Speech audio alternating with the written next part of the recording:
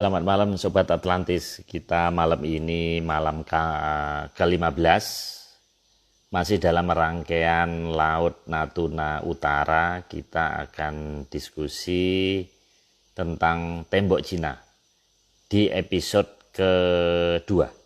Di mana minggu lalu episode pertama kita bercerita tentang negara tirai bambu, masih membahas lautan. Jadi kenapa ada Cina daratan bukan Cina lautan, dan kemudian bukti-bukti di pesisir itu tidak ada peninggalan bendungan-bendungan dari. Nah, kemudian yang kedua ini, episode kedua ini kita akan membahas tembok Cina, namun bukan dari sisi lautnya, tapi dari sisi daratannya, yaitu episode Negeri Panda. Nah, di narasumber sudah Mas Agung udah join. Halo Mas Agung. Halo Pak. Ya Mas Agung, oke. Malam. Terima kasih, malam. Ini ada pertanyaan dari teman kita, namanya Mas Baraba Wildan. Ini dari MCB. MCB ini adalah komunitas yang baru kita kenal, namanya Milenial Cinta Budaya. Dan dia baru tahu ada komunitas Atlantis ini, ada pembicaraan ini. Jadi dia tidak mengikuti dari awal. Dia tanya tentang Candi Cetho, Mas. Nah, ceritakan sedikit saja sebelum masuk ke acara inti kita. Silakan, Mas. Oke, di Candi Cetho itu ada beberapa hal yang aneh memang. Tapi yang anehnya justru ada pada saat kita masuk. Karena pada saat kita masuk itu di sana ada patung mirip banget dengan patungnya orang Sumeria, tapi bukan pada posisi sedang memerintah, Pak. Pada posisi sedang bersujud dan seperti orang ketakutan. Jadi kelihatan dari wajah mimik wajahnya itu, jadi bisa dilihat di IG Live yang sebelumnya yang pernah kita ini pasti ada itu gambarannya. Oke. Gitu. Nah, di sini secara peradaban internasional dianggap bahwa bangsa Sumeria adalah bangsa yang pertama kali mengenal peradaban. Kalau bangsa Sumeria adalah bangsa yang pertama kali mengenal peradaban, maka seharusnya ya yang ada itu harusnya gambar orang Indonesia sedang bersujud di sana. Tapi yang ada ini orang Sumeria bersujud di Indonesia, bersujud di Candi Cetho. Itu artinya apa? Artinya berarti bangsa yang membuat peradaban pertama bukan Sumeria, tapi di sini, gitu. Jadi peradaban pertama harusnya ada di sini, bukan di Sumeria sana. Karena tidak ada gambar orang Indonesia sedang sujud di Sumeria, tapi ada gambar orang Sumeria sedang sujud di sini. Gitu. Nah, jadi mungkin atau ada kontak, Mas. Leluhur kita dengan Sumeria pernah ada kontak nggak? Ya, pasti ada kontak. Kalau tidak ada kontak, minimal tidak ada patungnya orang mereka di sini, Pak. Ada kontak, tapi bukan dalam kontak itu adalah posisi kita lebih tinggi derajatnya, gitu. Nah, jadi yang ditanyakan tadi, saya pikir jawabannya adalah itu, gitu. Jadi kalau dikatakan ada yang misterius dengan Candi Cetho, iya. Itu kan Cetho toh Pak, Cetho bahwa kita pemegang peradaban tertinggi gitu loh maksudnya, bukan Sumeria gitu. Oke Mas, itu kita nanti bahas di serial relief. Jadi kita nanti akan ada pembahasan tentang relief-relief candi, di mana itu banyak mengandung petunjuk. Cuman malam ini kita selesaikan dulu episode tembok Cina. Nah, waktu kita sangat terbatas, di mana kita ada 21 slide. Ini yang pertama, kita lihat ini ada gambar lucu, di mana ada panda, tapi pandanya ini raksasa sama dengan harimau. Ini kungfu panda ini. Ini makna dari ini apa, Mas? Kira-kira? Maksud saya memberikan slide tersebut adalah untuk membangun suatu tembok yang cukup besar seperti itu kan berarti butuh power yang cukup besar, tenaga yang digunakan. Nah, kalau mereka ngomong bahwa negeri mereka adalah negeri panda, berarti kemungkinan mereka menggunakan powernya panda. Tapi kan lucu ya Pak ya, kalau saya belum pernah lihat panda itu disuruh-suruh menggotong benda berat, itu saya belum pernah lihat. Jadi ini misterius. Kalau mereka katakan sebagai mereka yang bikin, maka saya jadi nggak percaya. Apalagi di sini kan ada yang misteriusnya lagi kan, bahwa kalau misalkan mereka membuat suatu benteng dengan alasan menghindari serangan dari bangsa lain, maka pembangunan tembok itu harusnya selesai dalam waktu hitungan jam, hitungan tahun paling lama gitu loh. Bukan hitungan sekian dinasti. Ya, sekarang seperti misalkan yang sekarang yang terjadi saat ini deh, antara Cina dan India, antara Cina dan Taiwan gitu. Antara Hmm. Cina dan India, kalau misalkan karena apa ada jenjang persenjataan, ada perbedaan asimetris dalam pertahanan, Hmm. maka Hmm. seharusnya ketika India memesan jet Rafale dari Perancis, Dassault Rafale dari Perancis, maka tidak mungkin India mau terima kalau misalkan ya nanti saya kirim Dassault Rafale-nya tiga dinasti lagi ya gitu. Nggak masuk akal Ya, Pak. Seperti halnya ya. Taiwan gitu, memesan apa tuh namanya uh, pesawat F-16 Viper dari Amerika dan Hmm. torpedo yang bisa dipakai untuk menghancurkan kapal induk dan sebagainya.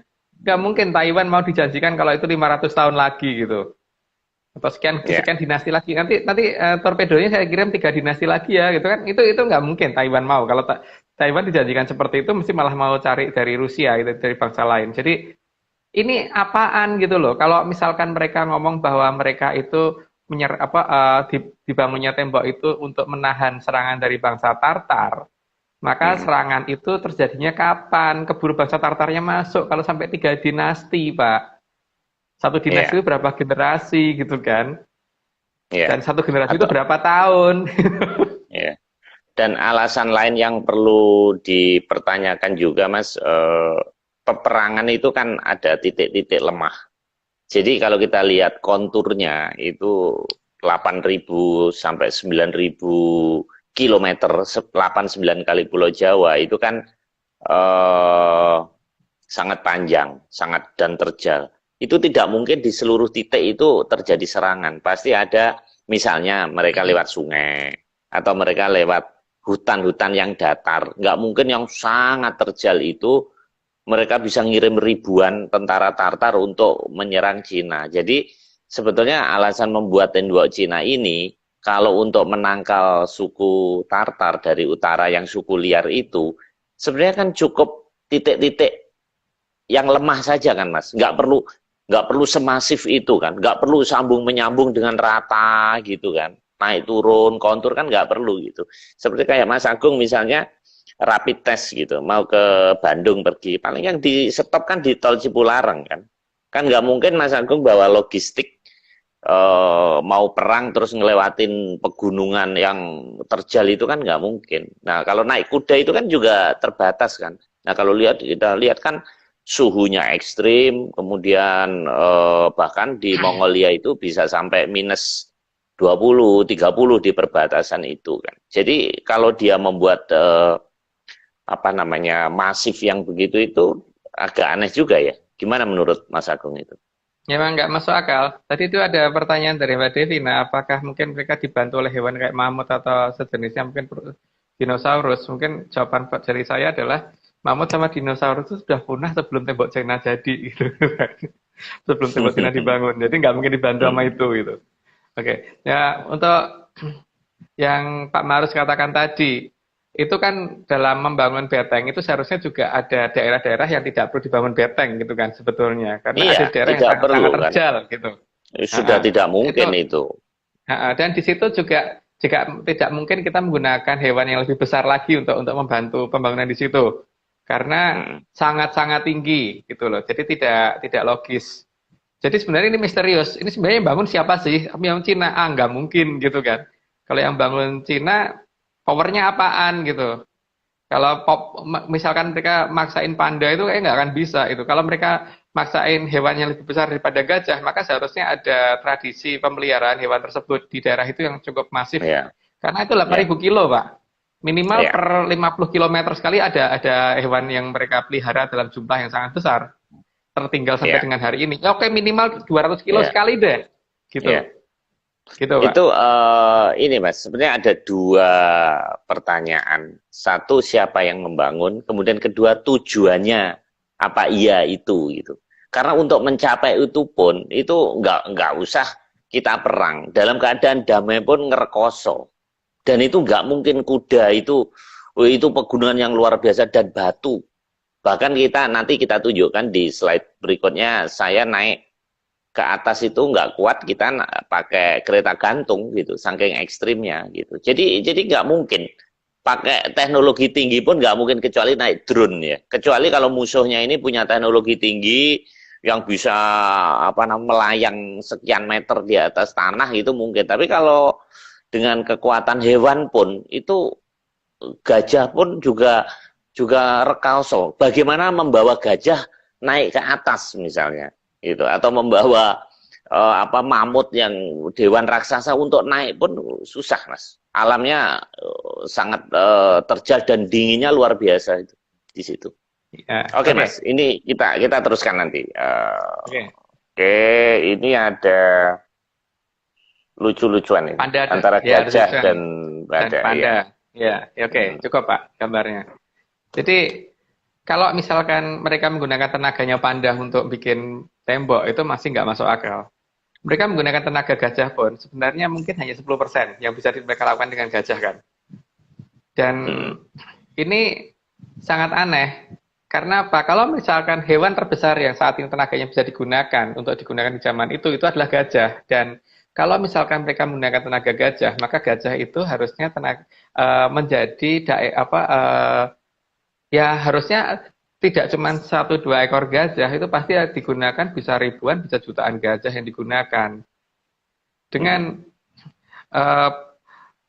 pembangunan yang segitu banyaknya gajah yang digunakan, maka seharusnya ada tradisi masyarakat di sana yang menjinakkan gajah di persekian kilometer seperti yang saya katakan tadi gitu.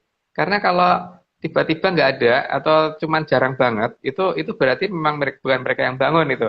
Seperti kasusnya ini, ya Pak Marius punya rumah, Pak Marius yang nyuruh bikin, tapi yang bangun bukan Pak Marius gitu kan, arsiteknya juga bukan Pak Marius. Tapi itu Pak Marius yang memberi perintah. Tapi kalau dalam hal ini, itu yang memberi perintah apakah orang Cina juga belum tentu. Terus untuk fungsinya untuk apa? Itu fungsinya apa ya, kalau fungsinya saya pikir gini Pak, ini ada suatu, misalkan Pak Marius punya 2 anak yang berantem mulu. Maka satu-satunya cara mereka jangan tinggal satu kamar, dipisah kamar, gitu kan. Masih berantem terus, berarti pisah rumah kalau perlu gitu. Supaya mereka rukun dulu kan, biar kangen-kangenan gitu paling tidak. Nah, jadi ini kan ada sebuah bangsa ini yang mungkin sama barbarnya ya, Cina sama bangsa apa saya kurang paham. Nah, ini ada peradaban lain nih yang tidak mau mereka bunuh-bunuhan, maka mereka batasi dengan beteng gitu kan. Ternyata posisi perangnya setelah ketahuan sekian dinasti, mereka pindah ke daerah yang lain lagi, betengin lagi wilayah itu gitu. Terus betengin lagi. Jadi medan pertempurannya bisa berubah-ubah gitu ya. Ya, karena tapi tetap aja Mas, kalau yang bertempur manusia dengan manusia itu tidak mungkin. Itu area ya, bayangkan sekarang gunung lah. Gunung kita aja berapa Mas? Gunung Semeru ini misalnya menempati berapa ininya, apa namanya, diameter atau jari-jari diameternya. Ya artinya itu baru sekian Pulau Jawa. Lah ini 8-9 kali Pulau Jawa. Itu pegunungan semuanya. Jadi kalau yang perang itu manusia pun itu tidak mungkin. Paling ya hanya di titik-titik tertentu yang kayak bendungan itu kita tutup di beberapa titik. Misalnya kayak banjir lah Mas. Sekarang misalnya Jakarta banjir, apakah bendungan itu dibuat mengelilingi Jakarta? Kan titik-titik terendah aja. Nggak mungkin yang titik ekstrim itu, nggak mungkin gitu, seperti medan yang luar biasa sulitnya. Ini ada catatan dari yang mengatakan bahwa dibangun 2000 tahun, memang 3 dinasti, bukan 3 generasi. Kalau saya melihatnya justru saya tidak kagum dengan tembok Cinanya, saya kagum dengan bangsa Tartarnya. Berarti kan luar biasa itu, yang men-trigger dia kalau itu benar gitu. Maksudnya suku liar, kalau dalam cerita Kopengho itu kan bangsa Han. Bangsa Han ini kan yang kebudayaannya tinggi. Sementara suku sana dari utara itu suku liar, katanya gitu nih dalam cerita suku liar. Nah, suku liar ini sering mengganggu gitu. Tapi kalau melihat seperti itu, bisa dilihat di YouTube deh, atau nanti ada sedikit gambar. Itu tidak mungkin peperangan antar manusia di zaman itu yang hanya tombak dengan tombak itu sampai kecuali memang dulu memang untuk wisata alam ya. Jadi misalnya raja-rajanya sering berpesiar, terus traveling, ya kayak seperti sekarang lah. Traveling dari daerah ke daerah mungkin ya. Tapi kalau hanya untuk peperangan, itu tidak mungkin. Itu digelundungin batu aja udah mati semuanya di bawah. Jadi misalnya naik gitu kayak climbing, dia dari atas diturunin gitu udah. Jadi ada perlu kayaknya penelusuran Menyan. Kayaknya Mas Agung harus ke sana untuk membakar Menyan itu di sana itu. Oke, begini Pak. Oke. Itu kan memang daerahnya cukup tinggi sebagian besar dan seharusnya sangat terjal, sudah kayak beteng sendiri gitu kan sebenarnya tebing-tebingnya itu, tebing pegunungannya tersebut. Jadi memang ini ada peradaban lain. Jadi bukan peradaban yang kita kenal saat ini. Memang over dalam membuat pembatas tersebut gitu loh. Sehingga dalam perhitungan mereka semua tempat yang memungkinkan bisa menjadi perang saudara itu ditiadakan semua gitu loh. Dan berarti ini pembangunan bukan diadakan oleh manusia zaman dulu yang kita kenal gitu. Jadi ini ada peradaban yang hilang yang membangun itu gitu. Jadi bukan orang Cina atau orang mana, tapi sekian persen pasti ada bantuan dari peradaban sekitar wilayah itu. Nah, peradaban wilayah itu satu-satunya kemungkinan akan dibantu dengan peradaban yang memiliki cara untuk penjinakan gajah, gitu kan, Pak? Iya. Ini ada apa namanya yang menulis nih netizen kita, jangan-jangan perang lawan raksasa karena kok ada suatu makhluk creature yang bisa naik pegunungan dengan kecepatan dan dengan kekuatan luar biasa. Memang di dalam mitologi atau dalam cerita-cerita mistis lain bahwa di situ Ya'juj Ma'juj itu di situ, bahkan mengaitkan Iskandar Zulkarnain dan sebagainya. Artinya apa? Artinya tembok Cina ini dikaitkan juga di cerita versi Timur Tengah itu juga ada Ya'juj Ma'juj itu kan satu ini ya, raksasa besar yang dikerangkeng itu, yang kelak katanya kalau lepas itu kiamat gitu kan ceritanya itu. Ya artinya bukan sewajarnya manusia gitu. Dan dengan 2000 tahun itu kan luar biasa gitu. 2000 tahun ke belakang itu di sana sedang zamannya Nabi Musa kan gitu kan. Zaman Nabi berarti itu terjadi satu huru-hara di sini gitu. Di mana itu gelap gitu.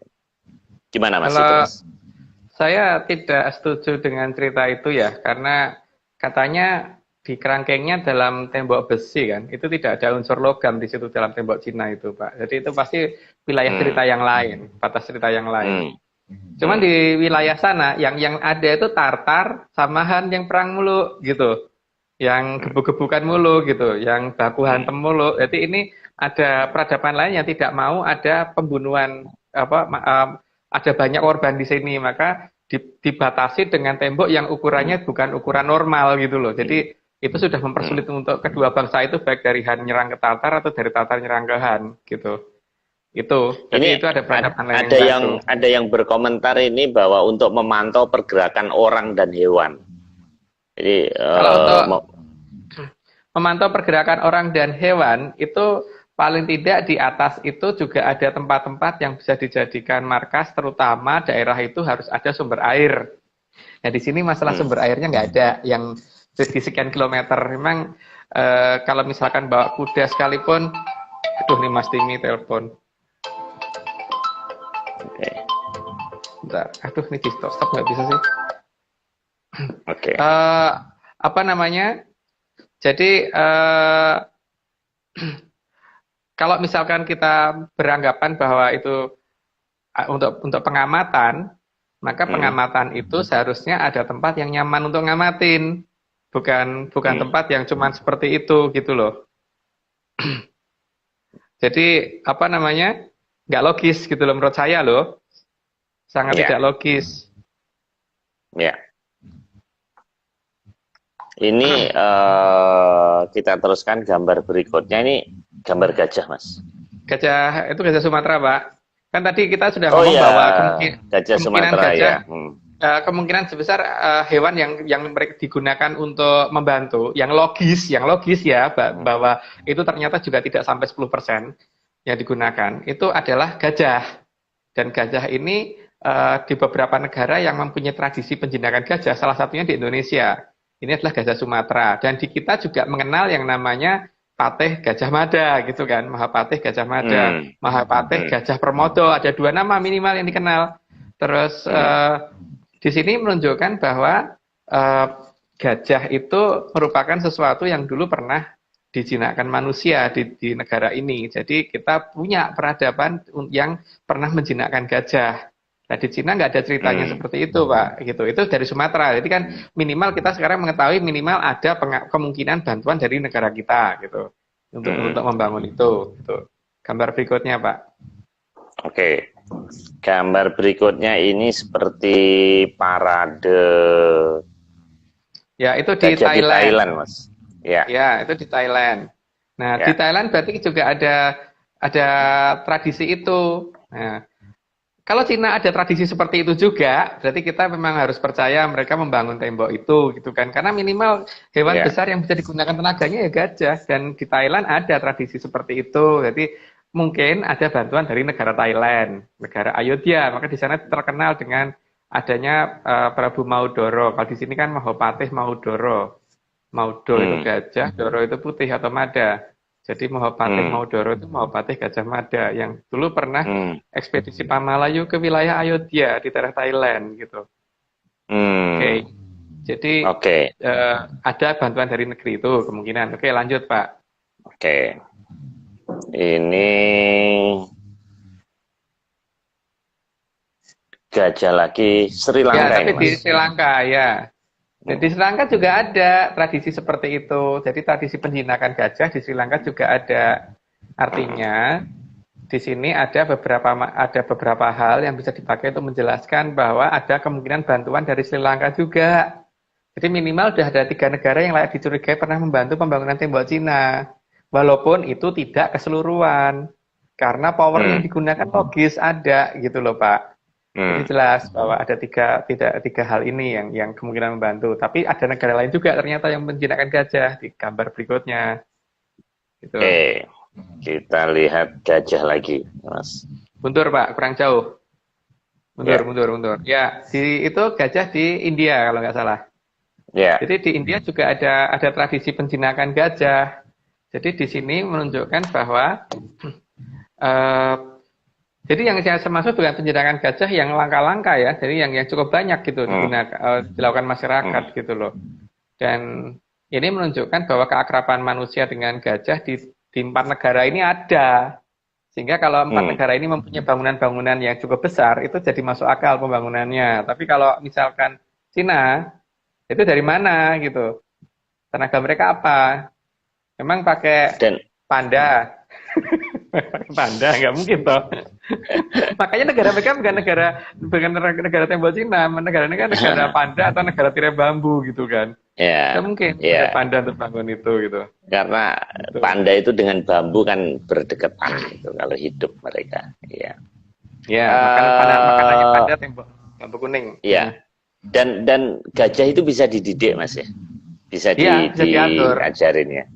Iya, bisa. Kalau panda kan susah Pak, malah yang ada tidur aja gitu.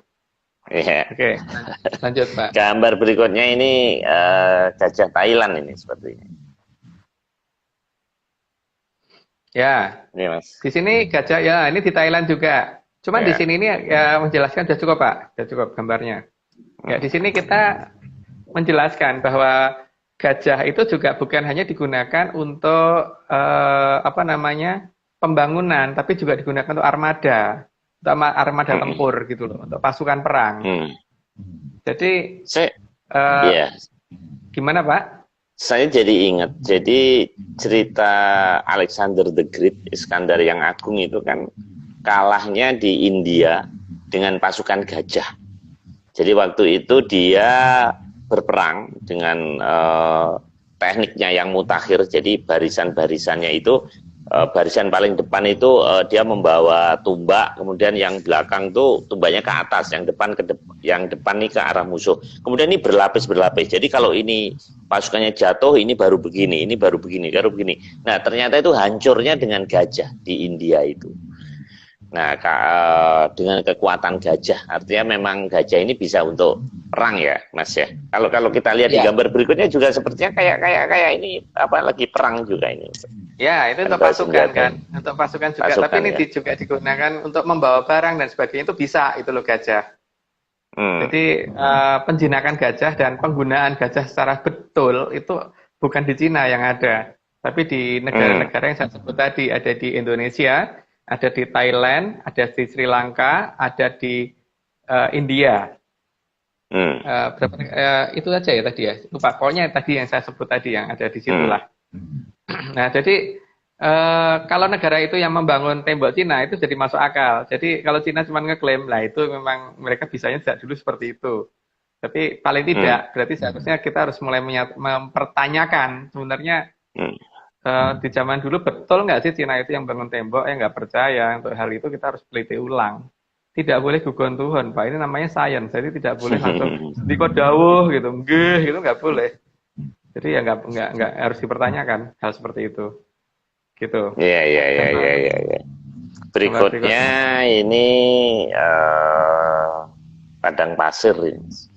Ya, di sini kan gajah Ya. itu kan termasuk hewan yang sering berendam. Berendam Hmm, itu kan bisa untuk mematikan kutu ya. Selain berendam juga sering minum ya Pak. Dia juga ya. bukan hewan di daerah panas. Jadi kalau dia dipekerjakan di daerah panas, minimal seharusnya di sekian ribu kilometer beteng yang melewati daerah gurun, itu harusnya di situ harusnya ada tempat penampungan air yang disediakan. Karena itu diperlukan untuk gajahnya minum. Bukan hanya gajahnya, Hmm. orangnya juga perlu Pak. Ini nggak ada. Jadi kan jelas yang bangun siapa gitu. Ini ada bantuan dari sesuatu yang tidak butuh air. Yang tidak Ya butuh itu. Jadi itu ada sesuatu yang membantu menggunakan peralatan yang sebenarnya sudah maju, tapi itu bukan bangsa Cina. Gitu. iya. Memang pegunungannya itu kan terjal ya. Kalau kita lihat, memang ada beberapa kilo itu ada pos sih. Ada pos kotak-kotak gitu, ada pos. Tapi kalau air memang susah. Di sana itu kalau ngelihat alam kayak gitu ya. Kalau toh ada itu mungkin di bagaimana ngangkutnya ya, mungkin di titik sejauh yang saya lihat itu saya kalau sumber air seperti itu kelihatannya susah karena kan dia daerah kering, dingin dan beda dengan pegunungan kita ya. Pegunungan kita kan banyak airnya. Kalau itu saya Ya. rasa untuk pasukan dan berapa ribu pasukan gitu. Kalau memang itu berperang itu memang perlu mobilisasi logistik yang luar biasa memang. Ya, artinya di sini berarti ini tembok dibangun oleh suatu peradaban misterius dan itu pasti bukan orang Cina. Atau itu ya Pak ya.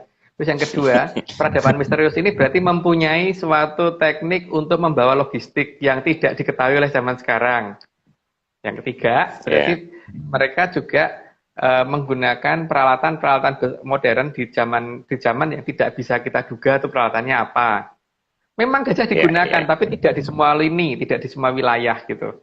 Tapi Hmm, paling hanya sekitar maksimum sih 10% seharusnya yang dibangun pakai gajah, yang lainnya enggak. Gitu. hmm. Oke. Ini kandang mas, kandang gajah. Ya, ya gajah kan juga perlu istirahat kan Pak. Jadi Ya, kalau misalkan dipakai untuk membangun, itu kan dia harusnya pakai sistem safe. Jadi tidak ya. tidak bisa dipekerjakan terus. Bahkan mesin pun kalau dipekerjakan terus-menerus tanpa henti itu juga akan macet, akan rusak. Ini makhluk hidup, butuh istirahat, butuh makan. Tidak mungkin dia Kalau disuruh kerja mulu angkut-angkut Kak, terus gitu. usia gajah itu berapa berapa tahun ya kira-kira ya? Waduh, lah itu. Ada ada 100 tahun nggak ya? Sekayaknya sekayaknya Nggak tahu saya saya nggak Pak, nyampe lupa. 100 ya. Kalau Nggak tahu. misalnya usia gajah itu 100 tahun aja, kalau 2000 tahun itu berarti perlu 20 keturunan gajah ya. Itu Ya, dan itu tidak mungkin gajah kecil langsung bisa gitu maksudnya. Maksudnya overlappingnya itu harus gajah yang sudah ABG kan.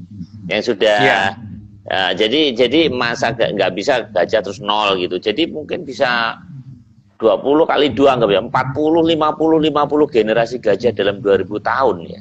Itu kan peternakan yang luar biasa kalau pakai itu gitu loh. Kalau ya. seandainya teorinya seperti Maka, itu. makanya harusnya sekian kilometer sekali kan harusnya ada peternakan gajahnya toh Pak. Paling tidak. Dan Ya. minimal berarti harus ada kandangnya kan. Selain kandang harus ada tempat pakannya dan tempat minumnya, tempat mandinya, tempat berkubangnya. Itu Hmm. harus ada semua. Ya. Kalau Tapi enggak kalau nggak dalam bisa. dalam dalam sejarah pakem yang kita pelajarin kan itu kan perbudakan manusia, Mas. Itu. Memang Jadi manusia cukup kuat membawa batu segitu banyaknya untuk naik ke atas. Kalau untuk menggeser ke samping masih mungkin. Untuk naikin ke ya. atas itu, Pak, nggak Hmm. mungkin. Gitu. Oke, Mas. Ini berikutnya ini ada apa nih? Keakraban manusia dengan gajah ini sepertinya. Ya, itu apa namanya ada di beberapa wilayah di daerah yang saya sebut tadi, itu manusia sangat Hmm. akrab dengan gajah sehingga gajah itu bisa dinaikin bahkan bukan oleh pasukan, oleh rakyat biasa itu Pak, bukan oleh tentara, bukan oleh ahli dan sebagainya, itu oleh rakyat biasa.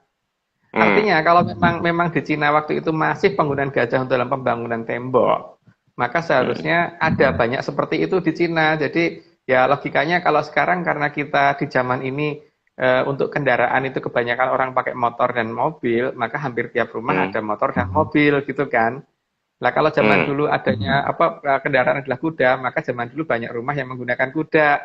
Kalau Hmm. misalkan zaman dulu di wilayahnya mereka karena eh, transportasi dan pengangkutan alat-alat berat itu menggunakan gajah, karena untuk membangun ribuan kilometer tembok, ya Hmm. seharusnya ada banyak rakyat yang sampai dengan hari ini masih menggunakan gajah untuk transportasi. Seperti di Arab lah Pak, paling tidak yang namanya onta masih digunakan, Ya. gitu. Hmm.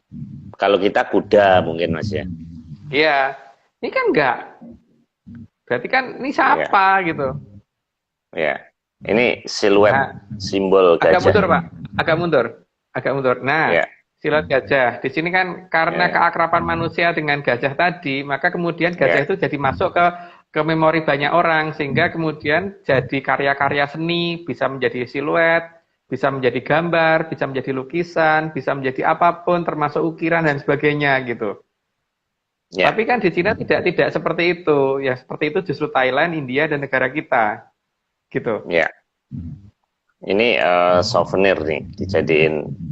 Ya, salah satunya Nah, dijadiin souvenir, souvenir seperti itu. ya. Itu kan karena Hmm. keakraban kita dengan gajahnya itu, Pak. Jadi kan jelas Ya. bahwa mereka tidak ada keakraban itu. Mereka souvenirnya mengapa? Memang teh doang kan, Pak, kalau nggak salah kalau pergi ke Cina. Atau apa? Pak Maris waktu ke Cina dikasih souvenir apa?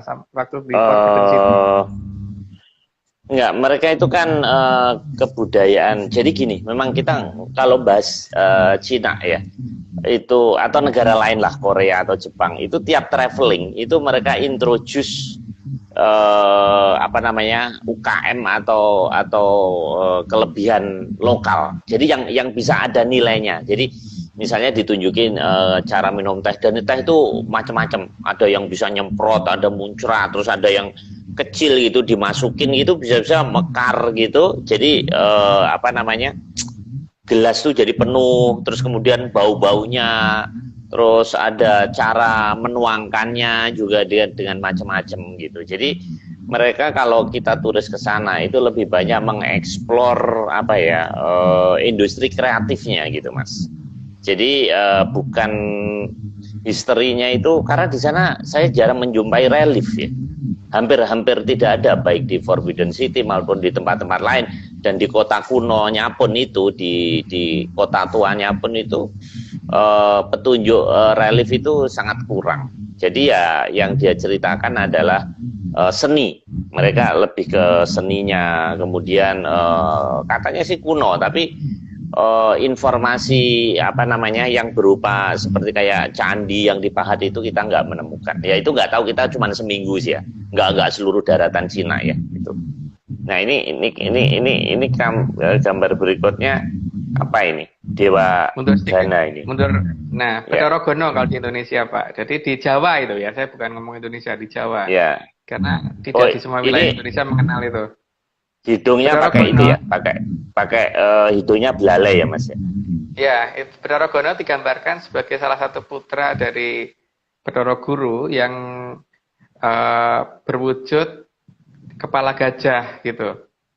Hmm. Nah, makanya di sini dulu pernah ada namanya kerajaan Hastinapura, Hasti itu kan gajah.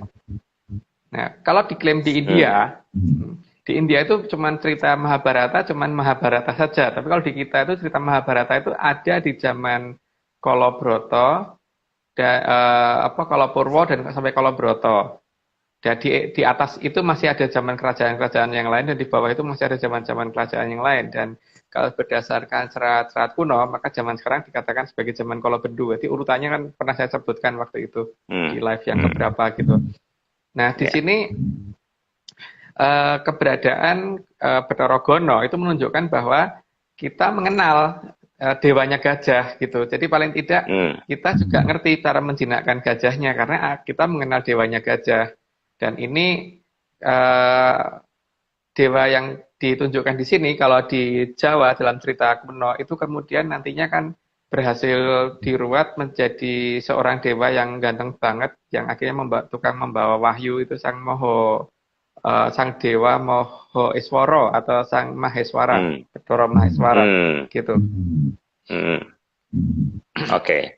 Ini di India ini Ganesha ini Mas. Sepertinya ini ya Ganesha ini. Ya, itu kalau di India mereka mengenal dengan dewa Ganesha. Jadi itu menunjukkan juga bahwa India ada tradisi penjinakan gajah juga. Gitu. Jadi tidak di Cina kan nggak ngerti deh. Adanya seperti apa gitu. Tradisi penjinakan gajah itu sampai yang didewakan seperti itu ada tidak? Saya tidak pernah menemukan itu, atau mungkin saya yang kurang bacaan, saya nggak ngerti. Tapi yang jelas saya tidak menemukan pola seperti itu. Tapi bisa jadi Mas itu kuda juga bisa membantu kan? Kuda bisa mengangkut.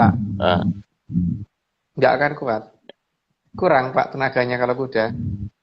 Untuk segitu banyaknya dan di segitu panasnya ya udara, dan segitu dinginnya, ada yang segitu dinginnya, segitu panasnya, dan segitu tingginya, dan tanpa ada kandangnya, tanpa ada tempat minumnya, gitu.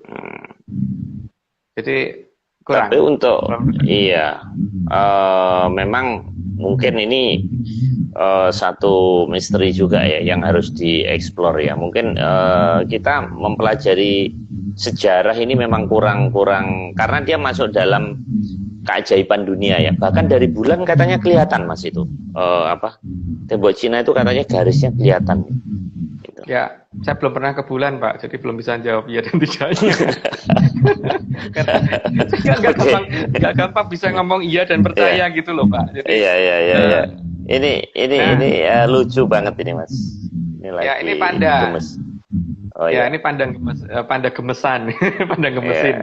Nah di sini kan kalau kita melihat panda itu adalah hewan yang kalau setelah makan itu kebanyakan tradisinya mereka adalah tidur, bukan kemudian keluyuran apa-apa gitu, enggak. Jadi kalau misalkan mereka menggunakan panda untuk bangun tembok itu nggak mungkin banget. Beda dengan beruang Pak ya. Kalau beruang memang masih bisa digunakan tenaganya, tapi pelatihan beruang itu belum pernah saya nemu untuk dilatih untuk ngangkutin barang, itu belum pernah. Kalau gajah jelas ada, kuda jelas ada, keledai ada, iya kan? Monyet masih ada gitu loh. Tapi kalau panda saya belum pernah nemu, karena rata-rata panda itu termasuk hewan yang males gitu kalau saya lihat. Jadi itu simbol. Itu memang satu-satunya hewan yang ada di Cina sih. Jadi dia pakai itu mungkin sebagai simbol ya atau lambang gitu. Memang. Ya tapi berarti mereka tidak mengakui bangunannya yang lebih besar Pak. Mereka hanya mengakuinya negara tirai bambu dan negara panda. Berarti bangunan yang besarnya tidak mereka akuin kan? Jadi memang bukan mereka yang bikin kan? Seharusnya kan kalau satu-satunya hewan yang ada di negara itu adalah panda, dan satu-satunya bangunan yang ada di negara itu adalah tembok Cina. Mereka harusnya ngomongnya negara mereka adalah negara tembok Cina atau negara panda, gitu kan? Bukan negara tirai bambu, karena tirai bambu itu di semua negara ada, Pak. Iya. Tirai bambu di semua negara ada, tapi kalau negara tembok Cina nggak ada. Jadi mereka nggak mengakuin sendiri loh, Pak. Bukan kita yang ngomong bahwa ini loh, mereka sendiri nggak ngakuin kalau yang bangun mereka. Bukti dari istilah itu sendiri ya. Oke, kita lihat Great Wall. Nah, ini tadi.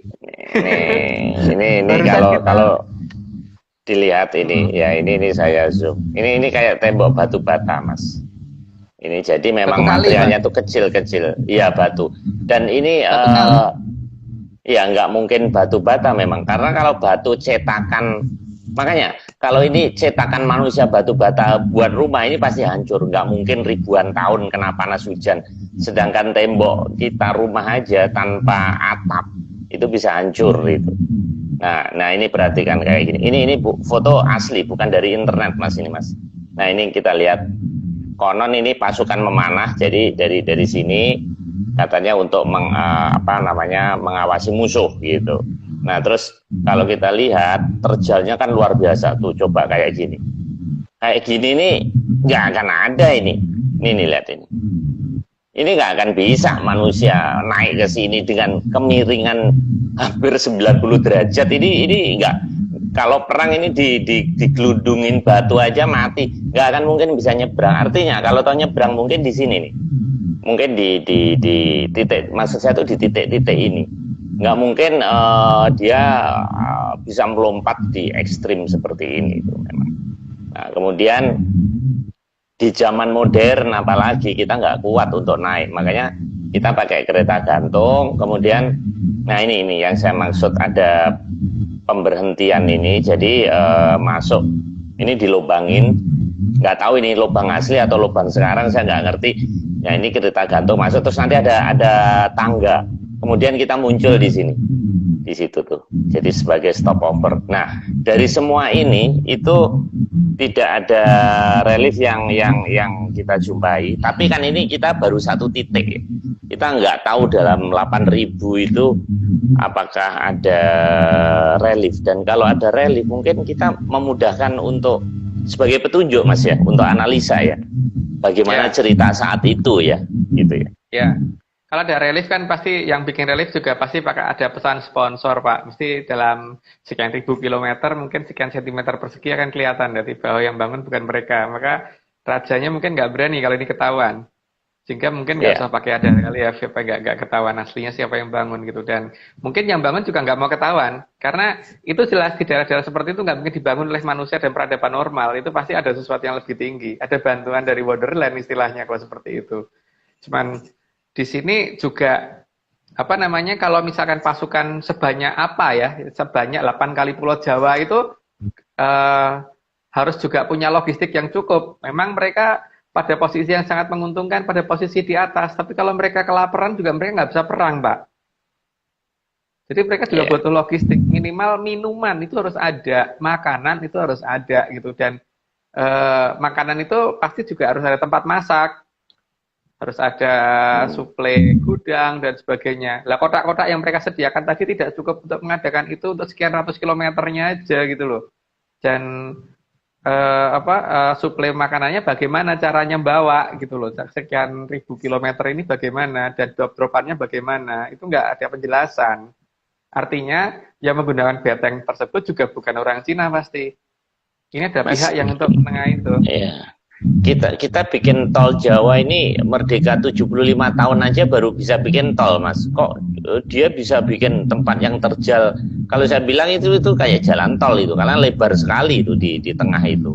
Itu kelihatannya kecil tapi di tengahnya itu persis kayak jalan tol, lebar sekali. Mau mobil mau simpangan pun juga bisa gitu. Itu berarti kan peradaban mereka saat itu sudah bisa mengerahkan masif seperti itu mas. Jadi apa namanya, makanya itu tadi saya kagumnya justru suku Tartar gitu, bukan dulu Cina. Kok bisa dia bisa men-trigger menjadi musuh yang ditakutin gitu. Itu gimana Mas Agung, itu masuk akal nggak? Ya, kalau saya menurut dua-duanya ini memang bangsa yang aneh gitu. Jadi memang bangsa yang berantem mulu itu, dua-duanya ini baku hantam terus. Ini yang men-trigger suatu peradaban lain. Jadi kayak gini Pak, ada dua negara yang berperang terus, maka PBB turun tangan untuk menjadi penengah di situ gitu loh. Oke Ini Mas. ada PBB-nya. Jadi gini Mas, kajian Atlantis ini kan selalu mainstream, anti mainstream gitu. Nah, coba nanti setelah COVID, Mas Agung cari tiket murah ke sana, gitu. Coba bakar menyan ke sana sama Mas Timi, itu di sana bisa ngelihat apa, gitu. Jadi kita bukan penulisan karena jadi waktu kita ada rombongan ke sana itu katanya kesurupan gitu loh. Dia ngelihat bahwa banyak jejak pertempuran. Jadi ada roh-roh yang belum tuntas karena peperangan di situ itu katanya jumlahnya ribuan. Nah, dia merasa terganggu gitu loh, Mas. Nah, itu kan juga bisa jadi petunjuk kan untuk menelusuri bener gak itu yang tadi roh leluhur itu. Gimana itu, Mas? Itu kata dia. Katanya gini, Pak, saya sebagai orang Jawa itu tidak bisa langsung begitu saja percaya. Jadi pada dasarnya dalam meneliti suatu kasus yang berhubungan dengan sesuatu yang tidak bisa dibuktikan, itu ada 3 dasar yang selalu kita gunakan. Yang pertama, berarti kalau misalkan dia mengaku bertemu dengan roh yang ada di zaman tersebut, berarti dia harus menguasai 3 hal. Yang pertama adalah bagaimana dia menjelaskan bagaimana cara menulis di zaman tersebut. Karena pasukan itu pasti bukan orang buta huruf, Pak. Karena seperti zaman sekarang aja, tukang bakso, tukang becak, dan sebagainya itu bukan orang buta huruf. Walaupun dia bukan presiden, dia bisa ngajari baca tulis. Gitu kan? Itu yang pertama. Yang kedua, dia harus ngerti bahasa di zaman itu. Jadi kalau dia memang hidup di didatangi oleh roh yang hidup di zaman itu, maka minimal sekali adalah dia bisa bicara dengan menggunakan bahasa di zaman tersebut. Gitu. Karena walaupun seperti yang saya katakan tadi, misalkan 5.000 tahun lagi ada orang bertanya ke Pak Marius pasti bisa menjelaskan bagaimana menulis di zaman Pak Marius dan bagaimana cara membaca tulisan tersebut dan bagaimana cara bicara dengan menggunakan bahasa di zamannya Pak Marius sekarang ada kan. Walaupun Pak Marius bukan kepala negara gitu loh. Walaupun bukan berada di pemerintahan pusat. Terus yang ketiga, berarti orang tersebut walaupun dia bukan seorang raja, tapi minimal harus mengerti yang namanya ibu kota negara ada di mana. Nggak mungkin kalau misalkan seperti Pak Marius 5.000 tahun lagi kan sudah bukan manusia. Tapi kalau ditanya, Pak, yang Marius itu, misalnya Pak Marius datang nih, yang Marius. Zaman Pak Marius dulu istana negara ada di mana? Pak Marius pasti akan ngomong istana negara ada di dekat Gambir, Jakarta. Pasti begitu, nggak akan ngomong ada di dasar laut. Gitu kan, Pak. Nggak akan ngomong ada di selat mana gitu, nggak mungkin. Karena memang Pak Marius hidup di zaman itu dan Pak Marius pasti bisa nunjukin bukti-buktinya apa, jejaknya apa. Kalau misalkan ditimbun sengaja atau tertimbunnya berapa meternya akan bisa jelasin. Kalau penelusuran lewat leluhur itu terus leluhur kita datang itu nggak takut, Mas? Kok saya takut ya? Gimana ya itu? Cara menghilangkan ketakutan itu gimana? Nah ini yang sebenarnya saya tuh agak heran dengan kondisi zaman sekarang, Pak ya. Karena di zaman saya dulu ketika masih kecil, saya itu kan karena nggak punya mainan sehingga kita akrab dengan makhluk-makhluk seperti itu. Terutama yang di bawah tataran orang. Karena apa? Makhluk yang di bawah tataran manusia itu kan gunanya untuk mainan.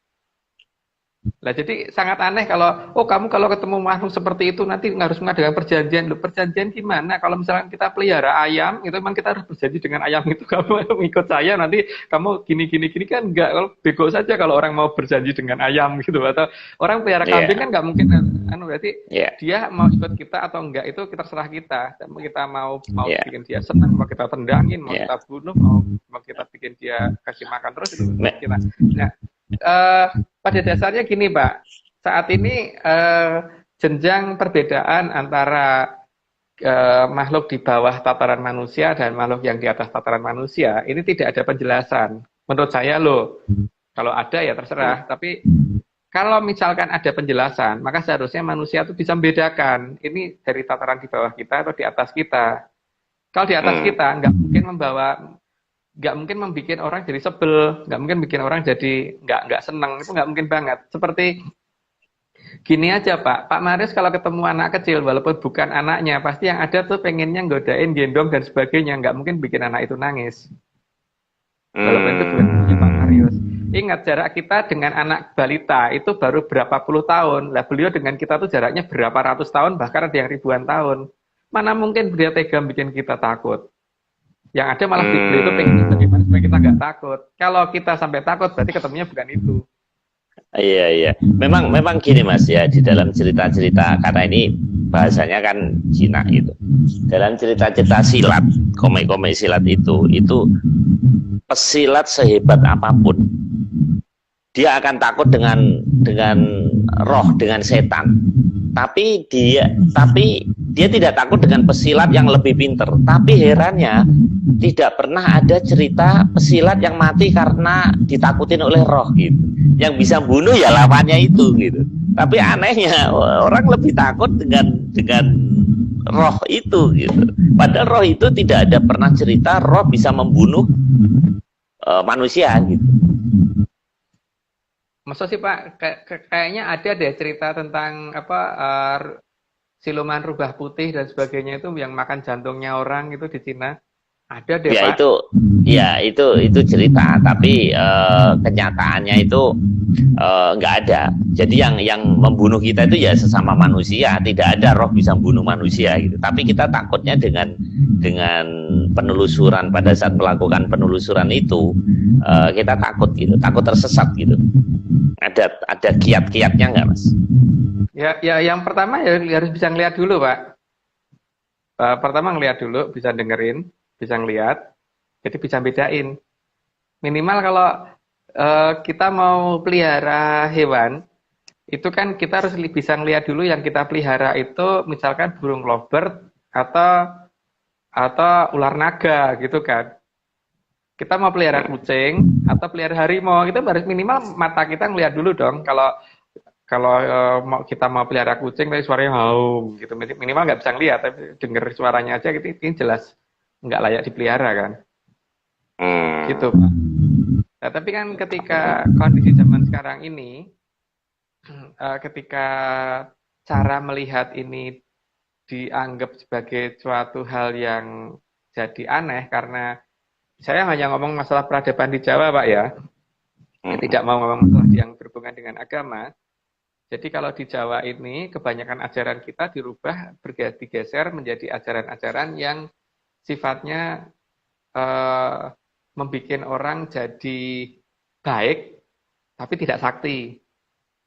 Karena banyak hal yang diselewengkan, dari seperti misalkan mantra. Mantra itu kan sandi atau password. Mantra itu tidak harus diartikan, karena sandi atau password itu kan kadang-kadang nggak ada artinya. Itu yang pertama. Terus yang kedua, proses berpuasa dan sebagainya itu juga beda. Di Jawa nggak begitu gitu. Saya ngomong cara orang Jawa loh ya. Jadi jangan dibandingkan dengan agama. Kalau di Jawa kan, kalau orang berpuasa itu tujuannya adalah supaya bagaimana merasakan waktu melambat, sehingga beberapa hal yang belum sempat terlihat sama orang lain terlihat sama kita. Karena kalau ketika kita berpuasa kan waktu itu berjalan melambat. Ketika kita berjalan melambat, berarti kan jumlah gambar per detik yang kita lihat lebih banyak daripada orang normal. Ketika jumlah gambar per detik lebih banyak daripada orang normal, maka sesuatu hal yang belum sempat terlihat orang normal terlihat sama kita. Sesuatu hal yang belum sempat terdengar orang lain terdengar sama kita, gitu kan. Seharusnya begitu. Tapi kan masalahnya ini diganti menjadi sesuatu hal yang lain, gitu. Jadi, tapi ini bukan agama. Itu topik lain, itu nanti tersendiri. Nah ini alat pemotong batu ini Mas. Ya. Nah batu segede-gede itu kan tidak mungkin muncul di alam dalam bentuk sudah seperti itu kan Pak. Berarti itu kan bentuk batu harus dibentuk. Kalau batu harus dibentuk itu harus ada alat pemotongnya, dan alat pemotong batu yang paling baik itu yang ada kandungan intannya kan, intan hitam terutama yang digunakan untuk blade-nya, bagian yang pemotongnya yang paling tajam gitu. Iya. Nah, di Cina alatnya apa gitu yang dipakai untuk motong? Nah, kalau bikinan Cina ini Mas. Ya, ini Weichai. Ya, jadi alat berat itu, baik itu Volvo, Caterpillar, semuanya itu sekarang bikinan Cina Mas. Jadi Mas Agung salah kalau Cina nggak bisa bikin alat berat. Bisa, dia bisa ngangkat batu, bisa bikin jembatan, ada. Tapi sekarang kan Pak, nggak dulu. Iya. Pertanyaan kita kan sekian ribu tahun yang lalu, bukan sekian tahun yang lalu Pak. Jadi tetap nggak bisa gitu. Itu peralatan berat yang seperti itu yang digunakan untuk ngangkat. Nah, Jadi yang saya pernah itu peralatan untuk ngangkat ke atas gitu, bukan peralatan iya. mendorong ke samping. Eh, Mas Nah, Agus itu juga salah. Ini juga bikinan Cina, ini made in Cina. Lihat itu ada tulisannya. Jadi Mas Agus salah kalau Cina nggak punya peralatan. Ini ada ini sebuah bikinan made in Cina, ada murah lagi. Dia. memang saya taruh di situ peralatan yang buatan Cina, tapi kan itu peralatan Cina yang istilahnya baru abad-abad sekarang gitu. Jadi kemana aja mereka abad-abad yang lalu gitu di sekian juta sekian ribu tahun yang lalu ya pada saat katanya bangun tembok itu, karena selain alat pemotong, selain alat angkat itu juga perlu perkakas ringan, Pak. Berkakas ringannya itu juga dari apa? Itu juga mereka nggak pernah bisa jelasin. Jadi perlu ada penelitian ulang siapa yang bangun tembok Cina. Itu harusnya PBB turun tangan sekarang. Jadi Oke, Mas. Dan kira-kira kenapa tembok Cina itu harus di Cina? The Great Wall itu mesti harus di sana. Kenapa kira-kira kan di Amerika Selatan juga ada kan suku liar segala. Kenapa mesti harus di sana sih? Kan ada juga peperangan antar suku itu kan di mana-mana gitu. Memang, tapi yang dalam skala masif yang tukang batu hantam berarti sana, Pak.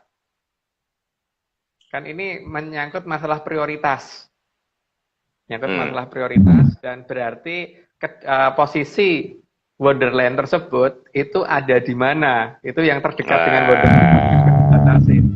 Makanya kan ini kita mampu membahas tentang Atlantis karena di situ kita kan nggak cuma masalah pengaruh Atlantis. Ini juga bikinan Cina loh Mas ini. Ini juga made in China ini. Kita nggak